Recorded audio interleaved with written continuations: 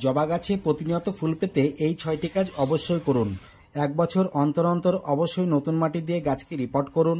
এছাড়াও যদি প্রয়োজন মনে হয় তাহলে 12 ইঞ্চি টবের জন্য হাফ চামচ পরিমাণ NPK 10-26-26 মাসে একদিন করে মাটিতে দিয়ে মাটিকে খুঁড়ে জল দিয়ে ভিজিয়ে দিন।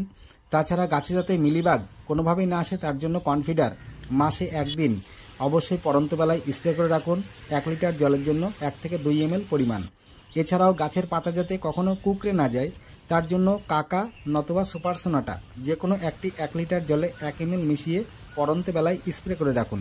এর পাশাপাশি গাছে যাতে ফাঙ্গাস আক্রমণ না করে তার জন্য সিস্টেমেটিক ফাঙ্গিসাইড 1 লিটার জলে 1 ml তার সঙ্গে অবশ্যই 2 ml পরিমাণ বায়োভিটা এক্স মিশিয়ে পড়ন্ত বেলায় গাছে স্প্রে করে রাখুন।